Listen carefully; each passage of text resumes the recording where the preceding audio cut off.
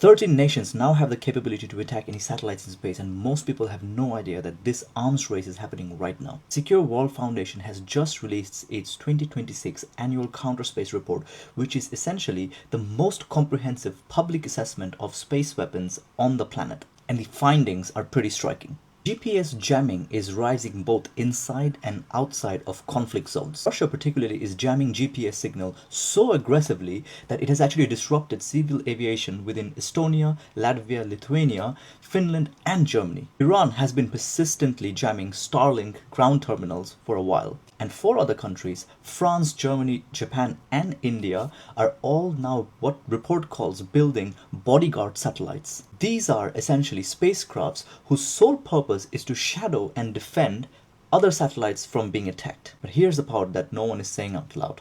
The satellites that are being targeted are not just your general military assets. Your GPS, your bank transactions, your mobile signal weather forecasts, and the entire internet, all of it runs through the same orbital infrastructure that now is being actively contested by 13 nations.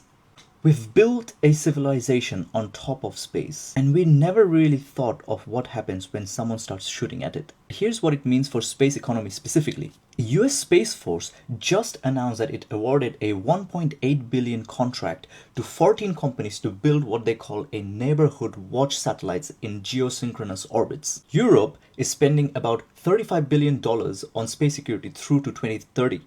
And the entire space domain awareness and space security sector, which is essentially your tracking, protecting and defending satellites, is about to become one of the fastest growing commercial markets in the entire industry. We talk a lot about space economy in this channel, but this is where the next wave of economy is being built. Not in exploration, not in tourism, but in the unglamorous and urgent business of making sure that this infrastructure that we all depend upon doesn't get suddenly switched off.